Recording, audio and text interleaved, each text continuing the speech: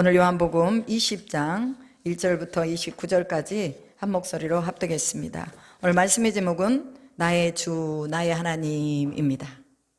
우리 하나님이 우리와 함께 하신 것을 믿습니다. 하나님이 우리와 함께 하시면 우리는 행복하죠. 여러분 얼마나 행복하십니까? 저는 예수님 때문에 참 행복한 나날을 살아가고 있습니다. 그전보다도 훨씬 더 행복한 이 시간들을 보내고 있습니다. 그리고 나의 주님이시요 나의 하나님이신 그분이 제 삶에서 말할 수 없는 기쁨을 주고 계십니다. 이 기쁨과 행복은 세상이 줄 수 없는 것이지요. 돈으로 주고 이 기쁨을 어떻게 살 수 있겠습니까? 여러분 음식을 먹으면서 맛을 느끼죠.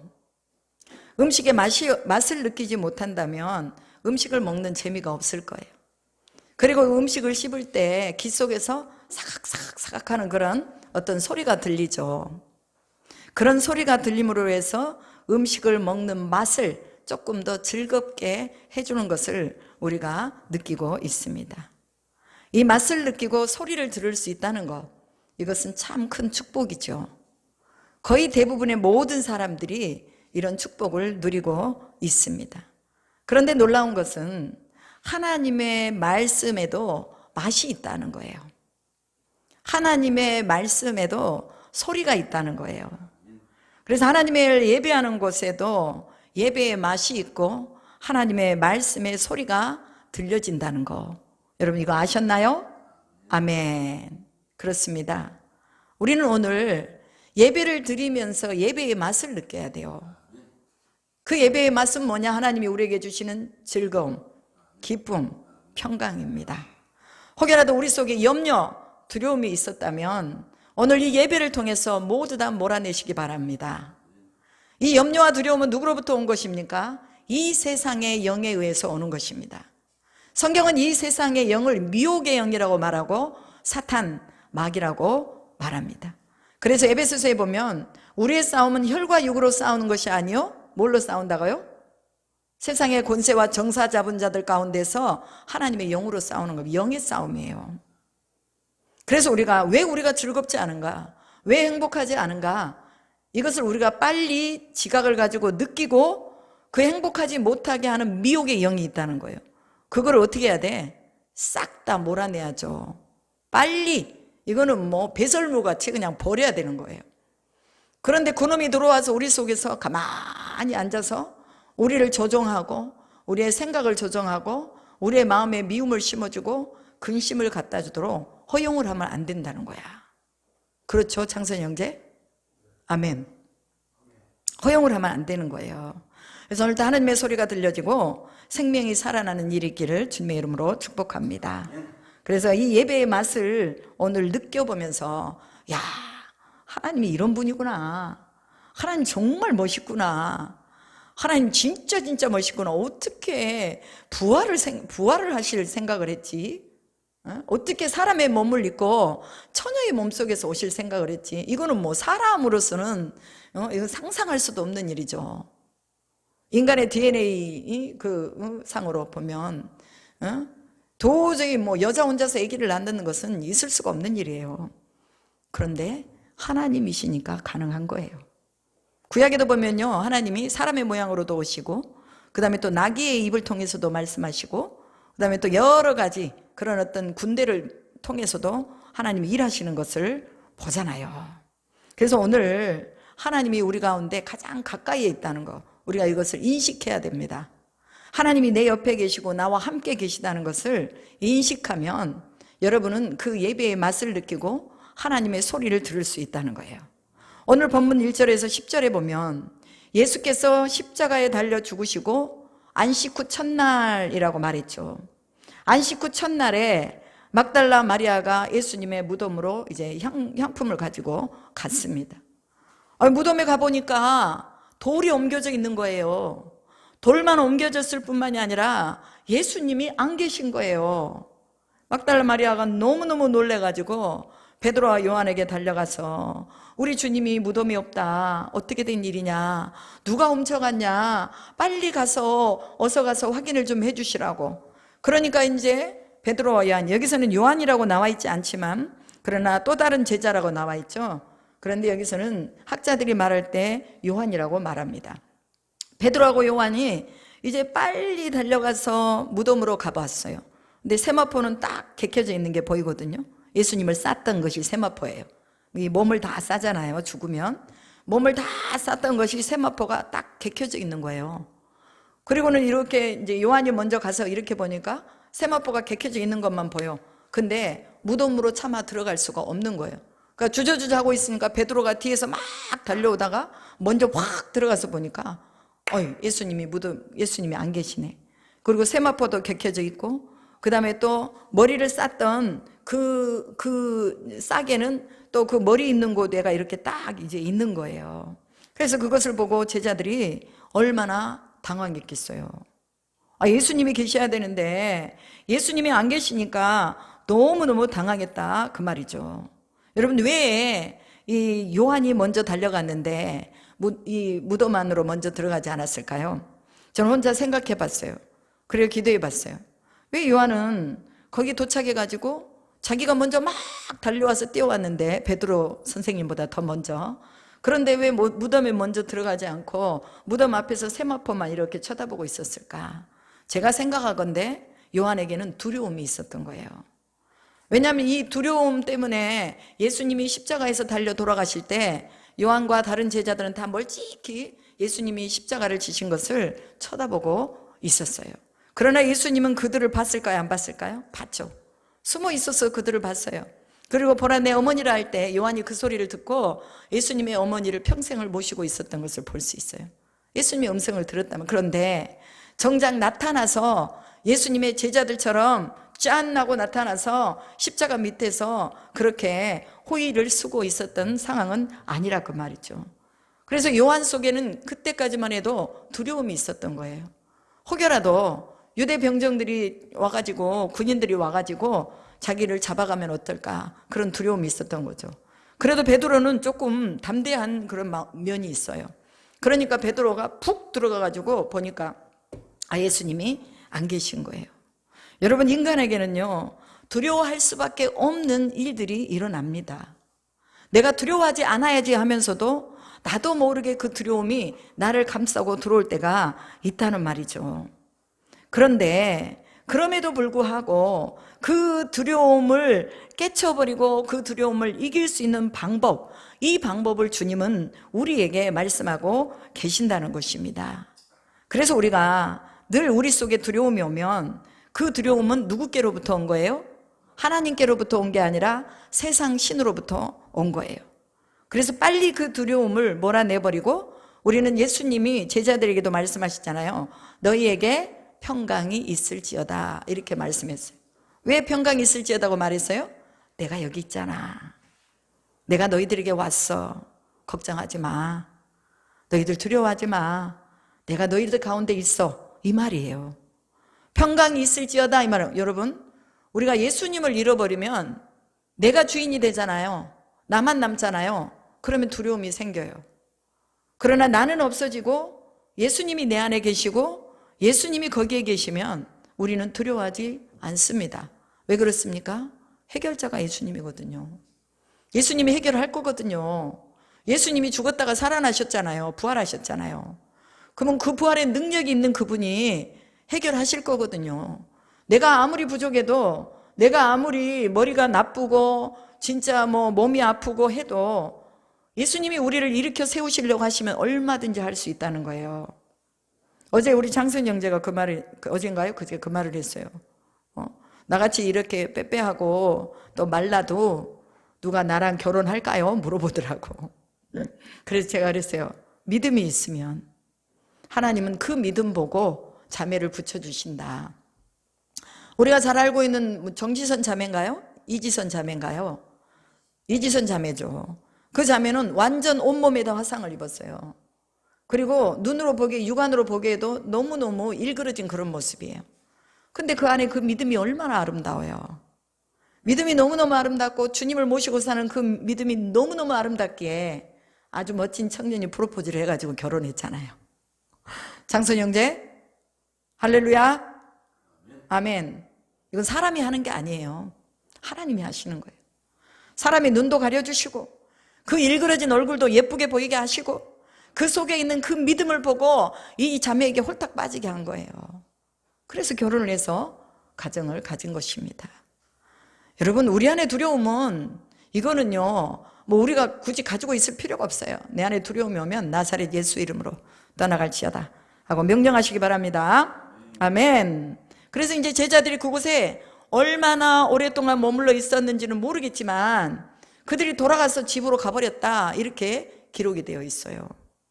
아니, 예수님이 어디 계신가 좀 찾아봐야 될 거 아니에요? 그런데 이 제자들은 왔다가 그냥 딱 보고 예수님이 안 계시거든. 큰일 났다, 큰일 났다. 이제 만약에 예수님의 시신을 유대인들이 가지고 가고 이 빌라도가 다시 가지고 갔다면 우리를 찾을 것인데, 아, 이렇게 있다가는 안 되겠다. 그리고 자기 집으로 빨리 도망가잖아요.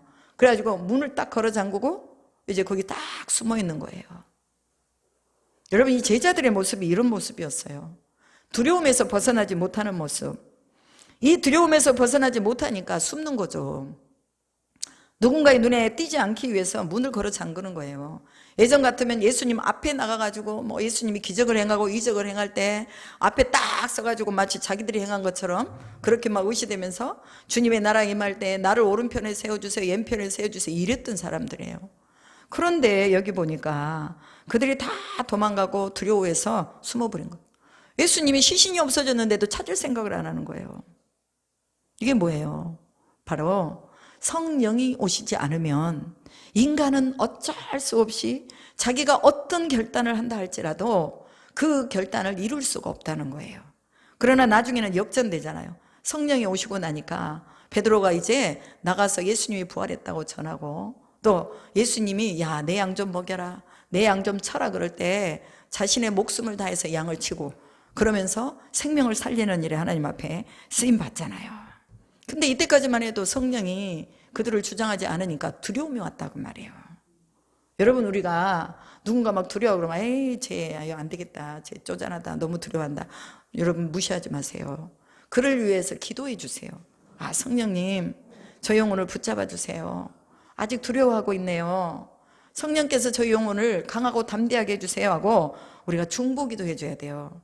우리도 예전에 그런 사람들이었어요. 조금만 무슨 일만 있으면 막 가슴이 벌렁벌렁, 심장이 벌렁벌렁. 저도 그런 기억이 있습니다. 왜? 내가 주인이니까. 아직 부활의 주님을 만나지 못했으니까 그런 상황이 오는 거예요. 그러나 부활의 주님을 만나면 이제 우리의 삶이 역전되는 거예요. 바뀌는 거라고 말이죠.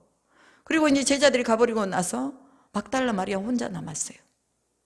여러분, 왜 마리아에게 예수님은 부활하셔가지고 제일 처음으로 보여주셨을까요?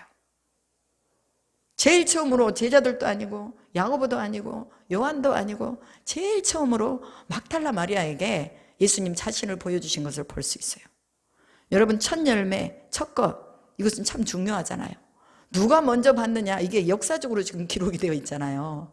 막달라 마리아가 예수님의 부활을 먼저 봤대요. 우연히 본 거 아니에요. 예수님이 마리아에게 자신을 나타내 보여주신 것입니다. 근데 이 마리아의 태도가 어떤 태도인가 한번 볼까요?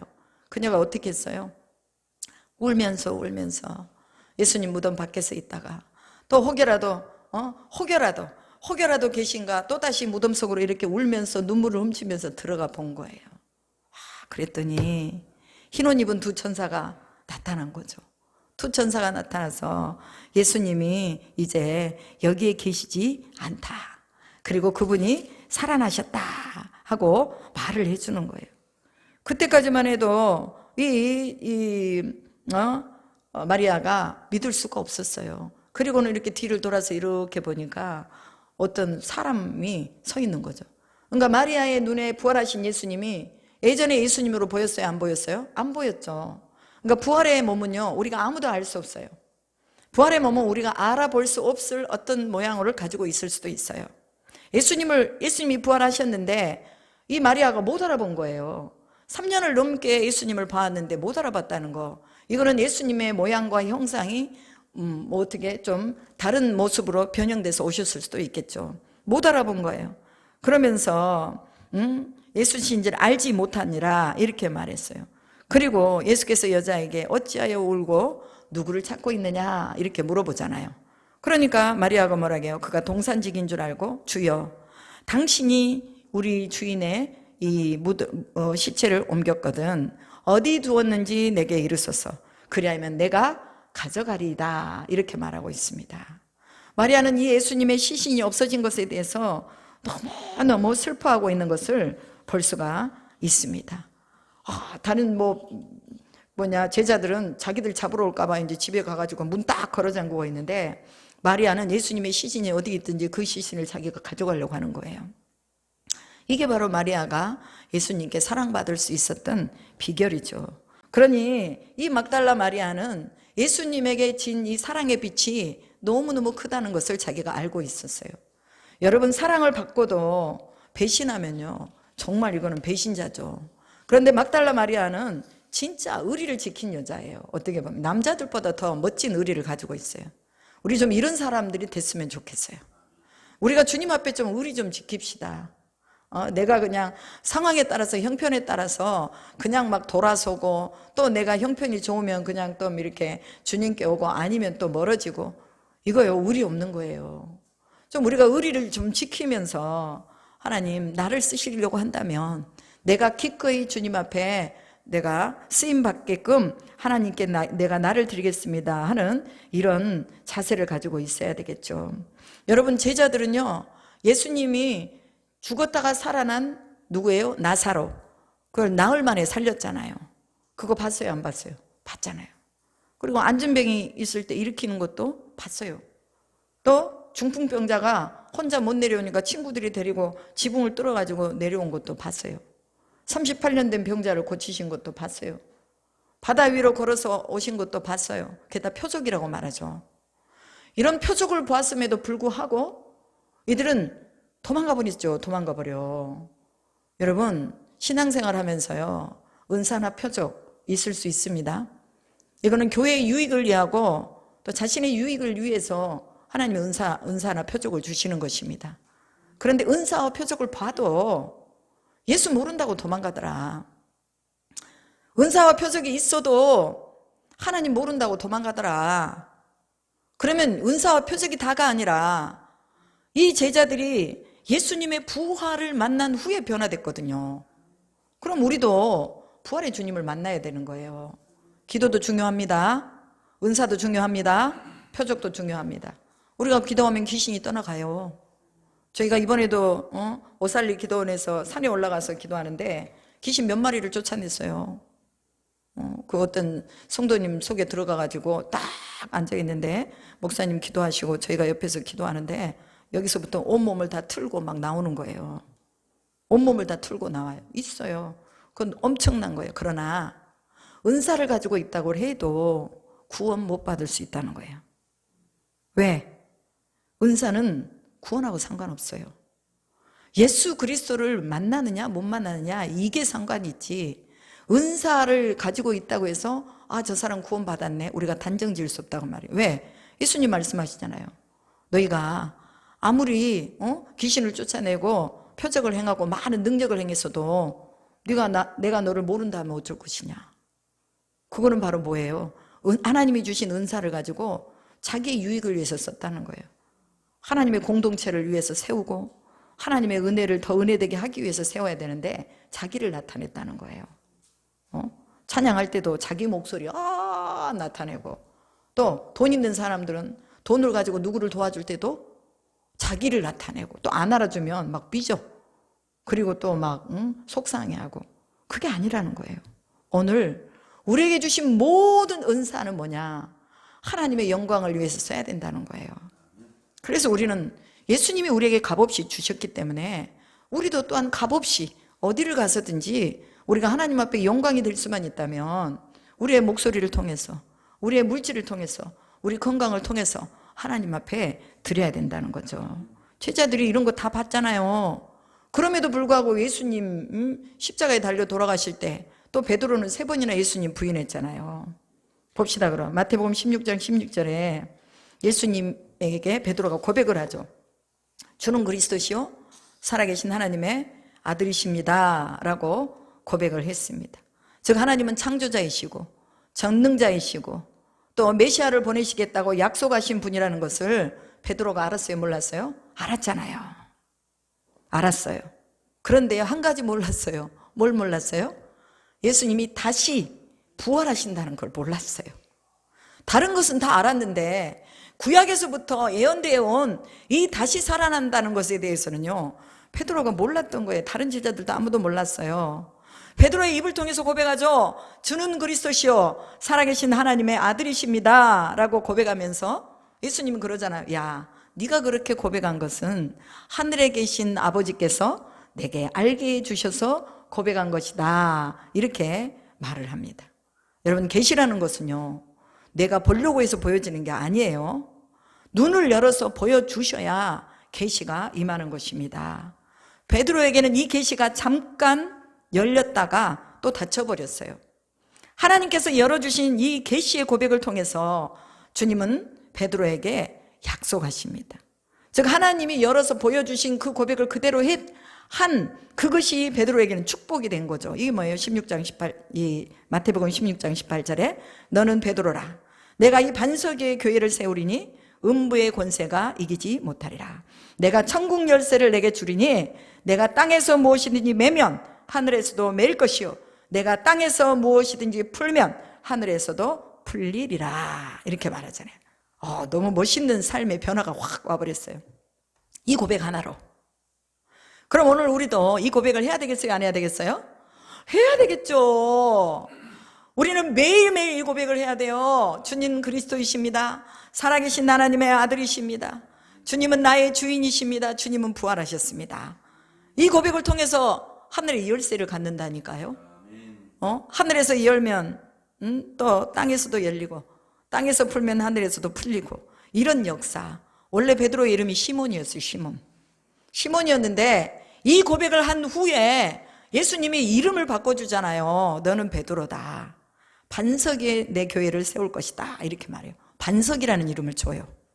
구약에 보면은요, 다윗이 고백하죠. 여호와는 나의 반석이시요 나의 산성이십니다라고 고백하잖아요. 그 하나님이 반석이신 거예요. 그런데 그 하나님의 이름을 누구에게 주는 거예요? 베드로에게 준다니까요. 베드로에게. 오늘날의 천주교에서는 베드로를 숭배하는 것으로 잘못 오해가 됐지만, 그러나 베드로에게 가지고 있었던 하나님의 능력은요, 어마어마한 것이었어요. 그래서 하나님은 예수님은 베드로에게 반석이라는 이름을 주시죠. 이 반석이 바로 누구의 이름이에요? 예수 그리스도의 이름이에요. 하나님의 이름이고 예수 그리스도의 이름이었다. 이게 대단한 권위입니다. 어마어마한 능력입니다. 베드로를 통해서 예수 그리스도의 몸인 교회를 세우시고 음부의 권세를 꺾으시겠다고 말하는 거예요. 음부의 권세를. 음부는 뭐예요? 사망이요.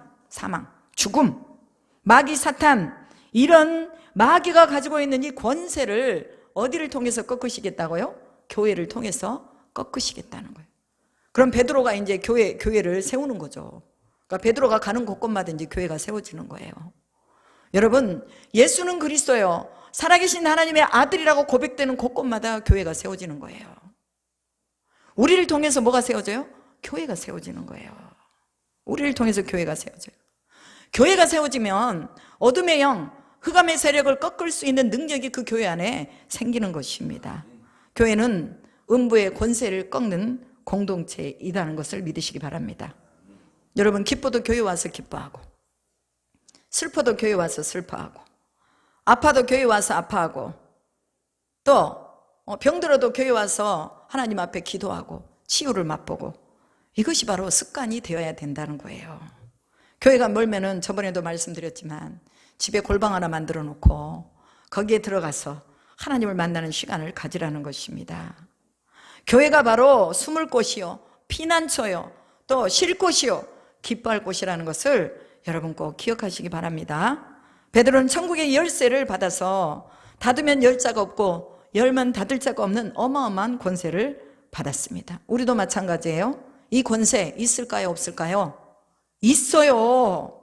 우리가 몰라서 그러지 천국의 열쇠가 우리에게 있습니다. 이 권세는 말할 수 없는 능력을 가지고 있습니다. 세상에서는 누릴 수도 없고 볼 수도 없는 권세를 가지고 있다는 거예요. 흑암을 이길 인간이 어디가 있습니까? 아무도 흑암을 이길 수가 없습니다. 그런데 주는 그리스도시요 살아계신 하나님의 아들이십니다 라고 고백할 때 흑암을 이기고 미혹을 이긴다고 말하고 있습니다. 믿고 고백하는 자들에게 음부의 권세가 꺾이는 능력이 있다는 것을 믿으시기 바랍니다. 아멘. 그럼에도 불구하고 베드로는 또 다른 생각으로 들어갑니다. 이제 사탄의 말을 또 그 입에서 해요. 그러니까 베드로의 입에는 하나님이 넣어주신 하나님의 말이 있었고 사탄이 넣어준 사탄의 말이 동시에 존재했다는 걸 볼 수 있죠. 예수님이 말씀하시죠. 내가 십자가를 지고 고난을 당하고 이제 죽게 될 것이다. 3일 만에 살아날 것이다. 이 말씀을 딱 하니까 베드로가 예수님을 붙들고 항변하여 이르되 이렇게 말했어요. 영어로 보니까 리뷰크라고 되어 있더라고요. 리뷰크. 이게 뭐예요? 리뷰크는 꾸짖다 이런 뜻이잖아요. 나무라다 이런 뜻인데 예수님을 꾸짖고 나무라면서 베드로가 뭐라고 해요? 그리하지 마옵소서.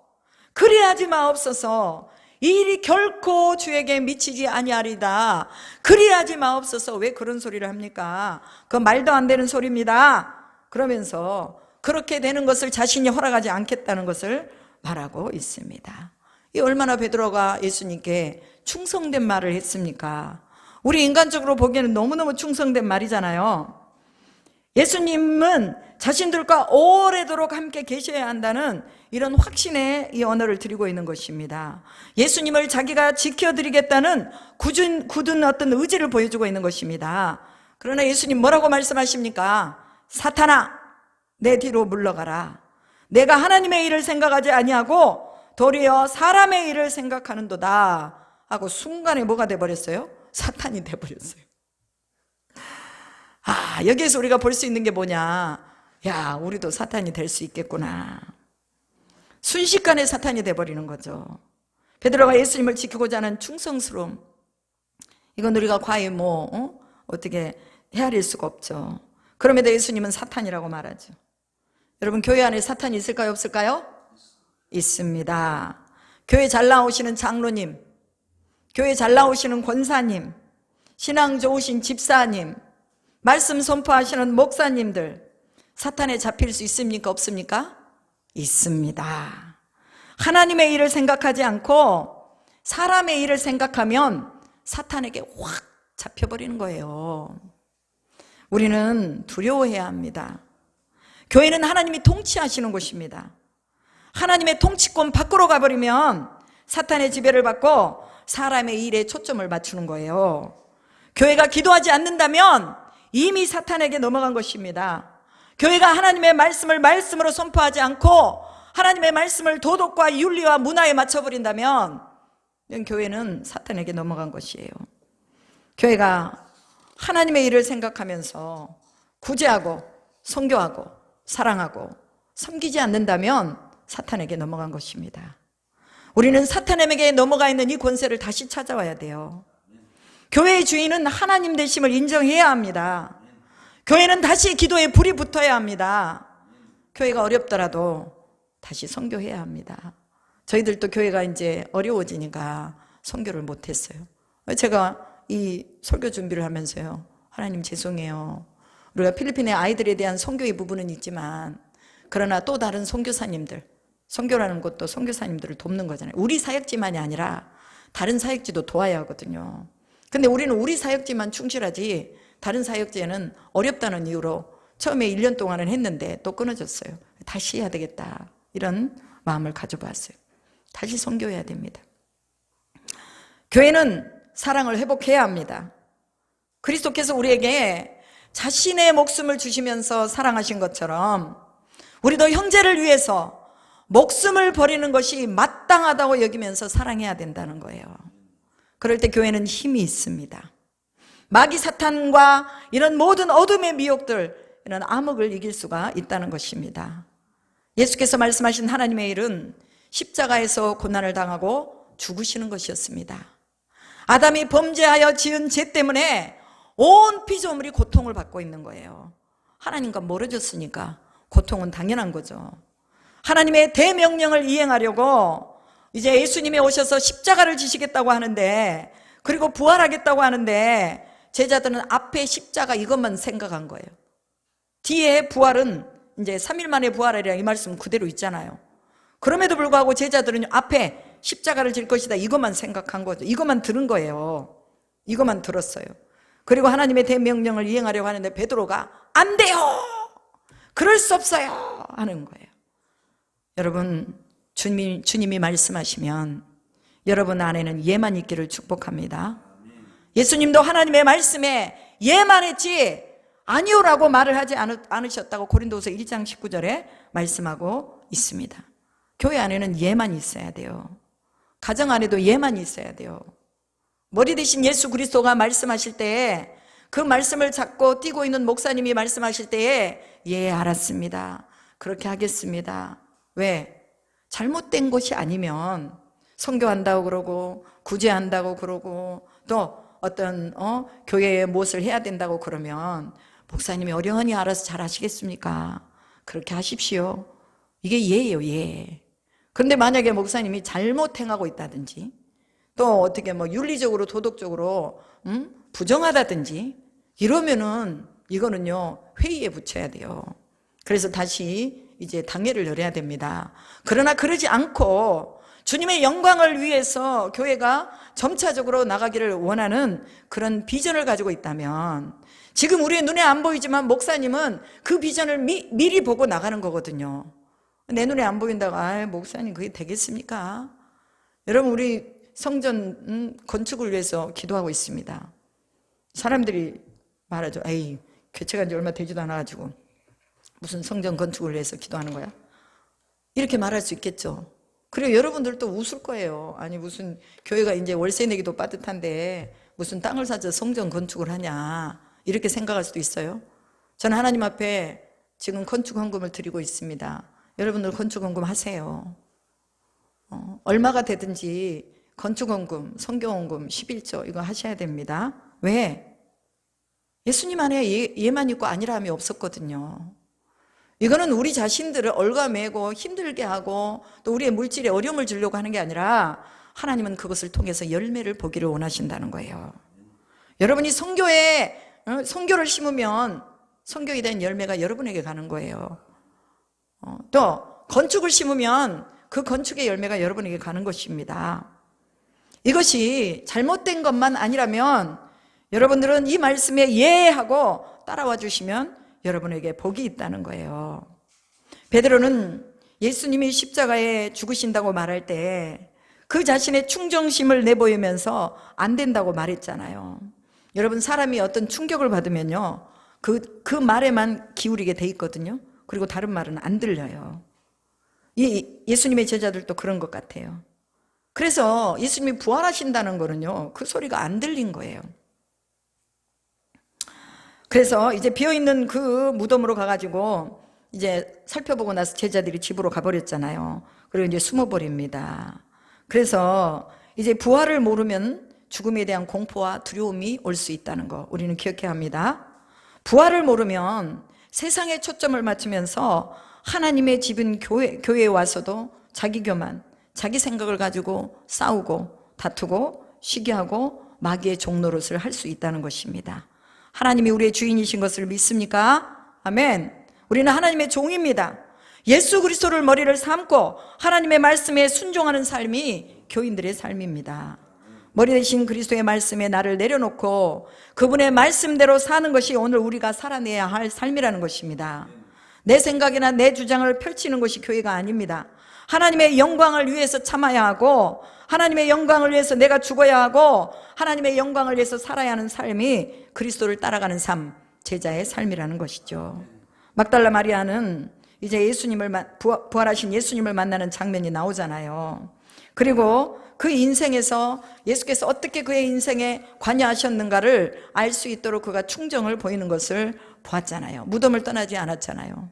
그리고 천사가 나타나서 이제 예수님이 부활하신 걸 말씀해주고 예수님이 직접 나타나서 이제 말씀을 해주잖아요. 그러면서 여기에 아주 중요한 말씀이 나오는데요. 뭐라고 말씀하십니까? 여기 20장 제자들에게 뭐라고 말씀하라고 나오죠? 17절에 예수께서 이르시되 나를 붙들지 말라. 내가 아직 아버지께로 올라가지 아니하였노라. 너는 내 형제들에게 가서 이르되 내가 내 아버지 곧 너희 아버지 내 하나님 곧 너희 하나님께로 올라간다 하시니 이렇게 말했어요. 그러니까 하나님은, 예수님은 하나님이 자기의 아버지지만 누구의 아버지도 된다는 거예요? 제자들의 아버지도 된다는 거예요. 하나님이 자기의 하나님이지만 누구의 하나님도 된다는 거예요? 제자들의 하나님도 된다는 거예요. 여러분, 이게 너무너무 놀라운 거예요. 하나님이 나의 아버지, 하나님이 나의 하나님인 거예요. 나의 아버지, 나의 하나님. 여러분, 신앙생활 하면서 나의 아버지, 나의 하나님이 되지 않으면요, 이거는 깊이 그 안으로 들어갈 수가 없습니다. 나의 아버지, 나의 하나님이 돼야 돼요. 나와 하나님이 하나가 돼야 돼요. 그래야지만이 그 관계 속에서 깊은 관계로 들어가는 것입니다. 너 따로 나 따로가 아닙니다. 예수 따로 나 따로 아니에요. 예수님하고 나하고는 같이 공존하는 거예요. 그래서 무슨 일이든지 같이 하는 거예요. 같이, 예수님하고 같이. 그럼 내가 욕을 했어요? 내 입에서 욕이 나왔어.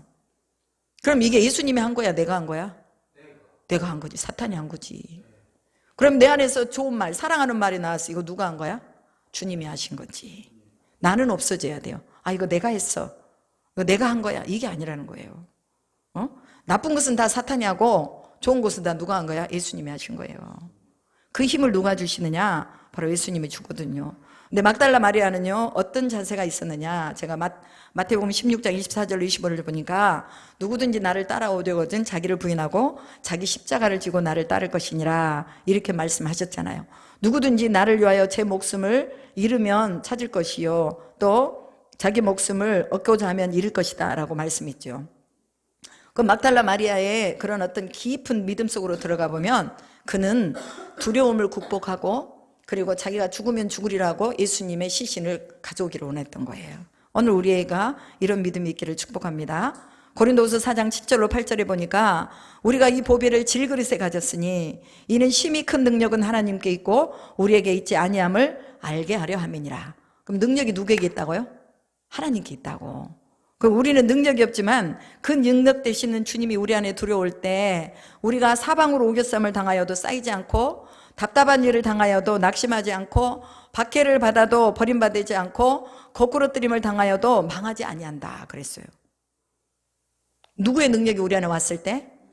그렇죠. 하나님의 능력이 우리 안에 오면 내가 있지 않고 내 속에 하나님이 계시기 때문에 창조주 하나님이 어떻게 해주신다고? 답답한 일을 당했어요? 망했어요?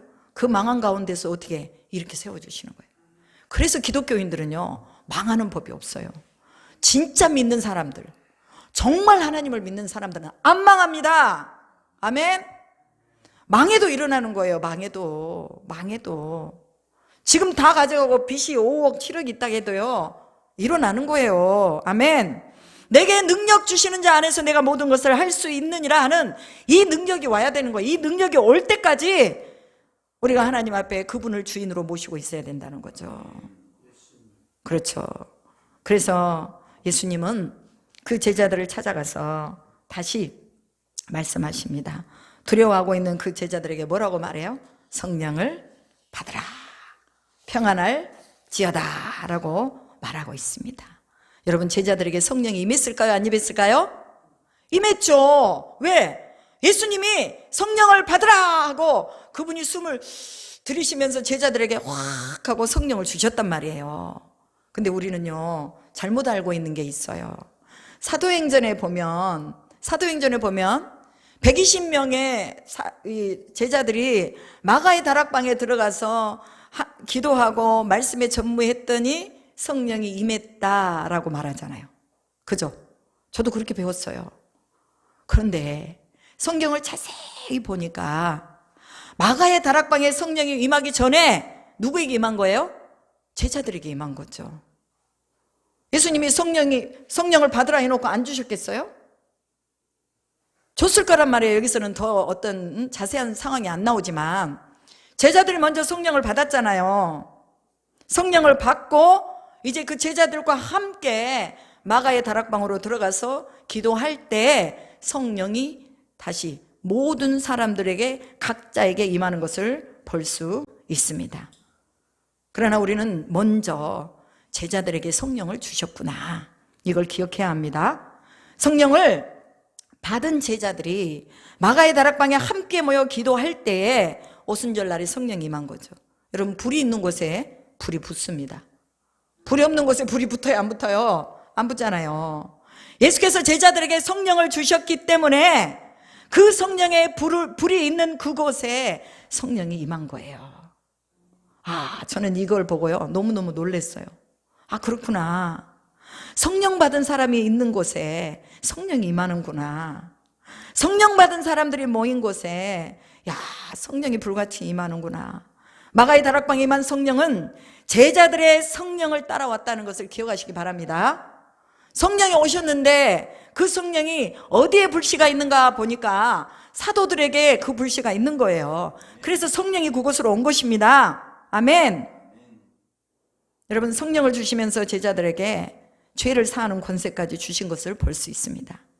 성령을 받은 사람들을 통해서 예수의 십자가와 부활이 전해질 때 죄가 사해지는 권세가 임하는 것을 믿으시기 바랍니다. 죄는 곧 마귀의 일인데 이 마귀의 일이 예수의 부활을 전하는 성령 받은 사람들을 통해서 떠나가는 것을 믿으시기 바랍니다. 성령 받은 사람들을 통해서 구원의 역사가 계속 흘러가고 있다는 것을 믿으시기 바랍니다. 그래서 우리는 성령을 받아야 합니다. 이 성령을 받아야 죄사함을 받는 권세를 누릴 수 있다는 것을 믿으시기 바랍니다.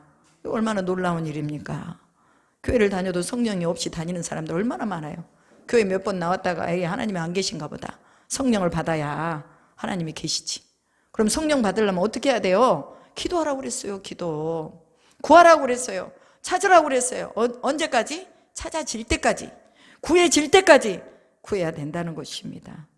여러분, 도마가요, 예수님을 나의 주 나의 하나님으로 고백하죠. 그런데 도마는 만져보지 않고 자기가 보지 않고는 도저히 예수님의 부활을 믿을 수 없는 거예요. 그래서 제자들에게 말하잖아요. 내가 내 손으로 만져보지 않고 내가 절대로 예수가 부활한 것을 믿지 않겠다 그럽니다. 근데 참 주님이 이 제자에게도 나타나 주시잖아요. 그러면서 야 도마야, 네가 보고 믿지 말고 보지 않고 믿는 것이 복되다. 그러나 네가 보기를 원하니 내가 보여주겠다. 그래서 야 내 손 만져봐라. 뭐가 있어요? 못자국이 있잖아요. 야 내 옆구리에 손을 넣어봐라. 뭐가 있어요? 창자국이 있잖아요. 도마는 그때사 나의 주 나의 하나님이십니다 라고 고백합니다. 여러분, 우리가 부활의 주님을 만나지 못하면 우리는 도마와 같은 이런 고백을 할 수가 없습니다. 하나님이 살아계시고 우리가 시간을 들이고 물질을 들이고 건강을 들여서 하나님을 섬기고 있는데 하나님을 못 만난 거야. 이거 기가 막힌 일이잖아요. 기가 막힌 일이죠. 하나님 만나야 합니다. 이 모든 이 죄사함의 권세, 성령의 능력, 마귀가 쫓겨나가고 더러운 흑암의 세력이 떠나가고 이런 모든 것들이 우리 안에 있어야 되는 것입니다. 이태원교회 지성의 목사님에게서 어제 전화가 왔어요. 제가 이제 그 춘천 한마음교회 김성로 목사님의 그 복음 집회를 지금 7편까지 해서 다 지금 제가 워드로 작업을 하고 있거든요. 이게 이제 지성호 목사님 부탁해서 제가 이제 워드로 해드리는 거예요. 부교육자들도 있지만 이제 목사님이 제가 타이핑이 좀 빠른 줄 알았나 봐요. 저 빠르지 않거든요. 빠르지 않는데 빠른 줄 아시고 저한테 아유 선교사님이 그거 빠르시니까 한 뭐 조금만 하면 되지 않겠어요? 와 그거요 하루에 6시간 7시간 해야 제가 그걸 만들어요. 그렇게 빠르지 않아요. 들으면서 막 쳐야 되는데 이게 안 되잖아요. 그러니까 또 꺼놓을 것도 치고 또 꺼놓을 것도 치고 하나 듣고 또 치고 이거 아마 모르실 거예요. 자, 그런데 이 목사님이 금요일 날에 산상 기도를 가셨는데 부활에 대해 설교를 하는데 이걸 어떻게 자기가 이 만난 그 주님을 어떻게 좀 풀어내야 되겠는데 이게 안 되더라는 거예요. 뭐가 감이 안 오더라는 거예요. 그래가지고 이제 산기도 가가지고 거기는 금요일 날 오전에 산기도로 가시는데 가셔가지고 예수님이 나의 주인이십니다. 예수님이 나의 주인이십니다. 이걸 계속 반복을 했대요. 그랬더니 놀랍게도 그 부활의 능력이 자기 안에 입혀지면서 예수님이 앞에 계신 것이 보여지더래요. 그래서 제가 그 소리를 듣고요. 나도 그렇게 해봐야 되겠구나. 그래가지고 예수님이 나의 주인이십니다 했어요. 진짜. 그랬더니 주님이 딱 앞에 계시는 것 같은 그런 느낌이 드는 거예요. 그래서 이제 장선 형제한테 말했어요. 장선 형제, 예수님이 나의 주인이십니다를 몇 번 하라고 그랬어요? 100번. 100번 해가지고, 그걸 이제 했는지 안 했는지 모르잖아요. 그러니까 녹음시켜가지고 나한테 보내봐요 했어요. 그랬더니 창선 형제가 순종을 했네. 그래가지고 100번을 해가지고 녹음을 한 1분, 한 20초 정도 걸린 것 같아. 그걸 보내온 거예요. 그러고 나서 어땠어요? 예수님은 나의 주인이십니다를 고백하고 나서의 변화 있어요, 없어요? 어떻게 있었어요?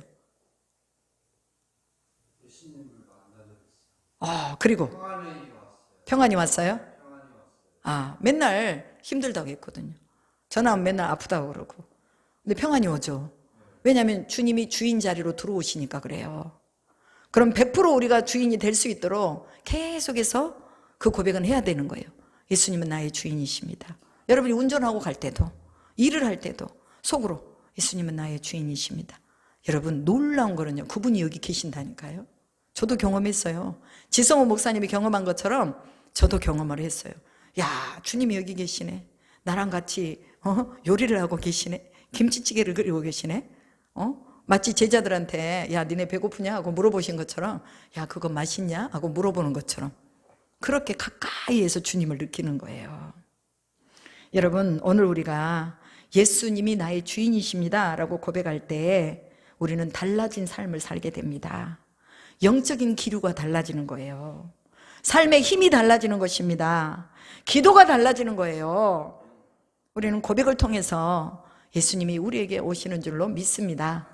그래서 로마서 10장에 뭐라고 말해요? 너희가 마음으로 믿어서 의에 이르고 입으로 시인해서 구원에 이르느니라. 아멘.